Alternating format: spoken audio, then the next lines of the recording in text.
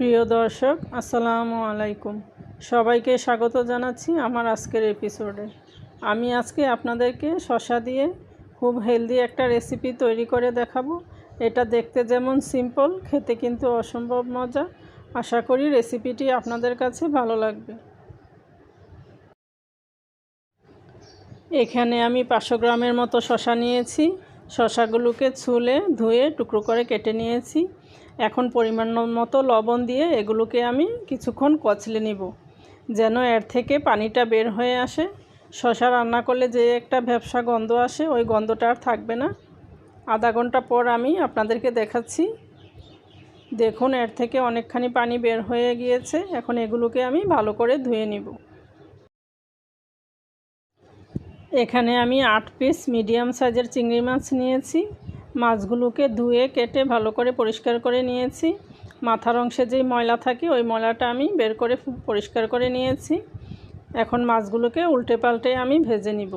এক পাশ আমার হয়ে গিয়েছে, আরেক পাশ উল্টে আমি এখন মাছগুলোকে উঠিয়ে নিচ্ছি।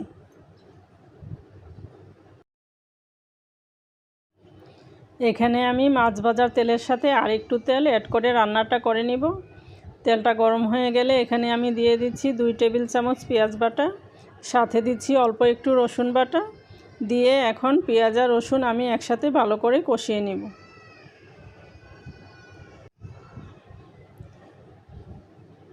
আমার কষানো হয়ে গিয়েছে। এখন আমি এখানে দিয়ে দিচ্ছি আধা চা চামচ মরিচের গুঁড়া, দিচ্ছি আধা চা চামচ হলুদের গুঁড়া। দিয়ে তেলটার মধ্যে আমি কিছুক্ষণ নেড়েচেড়ে কষিয়ে নিব। এখানে দিয়ে দিচ্ছি আমি লবণ। আপনারা লবণটা বুঝে অ্যাড করবেন। আগে যেহেতু লবণ দিয়েছি, শসার মধ্যে কিছু লবণ থেকে যাবে ধোয়ার পরেও।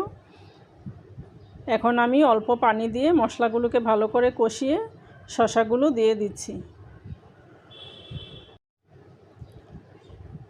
শসাগুলি নেড়েচেড়ে মশলাটার সাথে মিশিয়ে এখন আমি ঢেকে কয়েক মিনিট এগুলোকে কষিয়ে নিব। ফিরে আসলাম 3-4 মিনিট পর। আমি মাঝখানে ঢাকনা উঠিয়ে কয়েকবার নেড়েচেড়ে দিয়েছি। এখন আমি এখানে সিদ্ধ পানি দিয়ে রান্নাটা করে নিব। এখানে আমি 1.5 কাপের মতো পানি দিব। আপনারা চেষ্টা করবেন সিদ্ধ পানিটা দেওয়ার জন্য, এতে করে তরকারির টেস্টটা অনেক গুণে বেড়ে যায় সিদ্ধ পানিটা অ্যাড করলে। এখন আমি ঢাকনা দিয়ে ঢেকে আরও 4-5 মিনিট এগুলোকে একটু রান্না করে নিব। এখন আমি মাছগুলো অ্যাড করে দিচ্ছি। মাছগুলি দিয়ে ঢেকে আমি আরও 2-3 মিনিট এগুলোকে রান্না করে নিব। ফিরে আসলাম 2-3 মিনিট পর। রান্নাটা আমার হয়ে গিয়েছে। এখন আমি এর মধ্যে দিয়ে দিব আধা চা চামচ ভাজা জিরার গুঁড়া।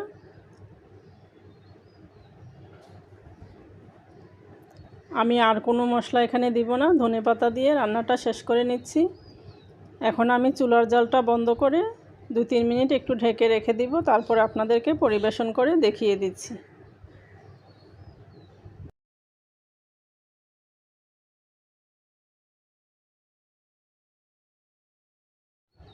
দেখুন, এর কালারটা কি চমৎকার এসেছে। এভাবে যদি আপনারা শসাটা রান্না করে খান, তাহলে আপনাদের মনে যেমন শান্তি পাবেন, পেটেও শান্তি পাবেন। এই গরমে আপনারা অবশ্যই একবার এভাবে বাসায় ট্রাই করবেন। আশা করি সবাই ভালো থাকবেন। আল্লাহ হাফিজ।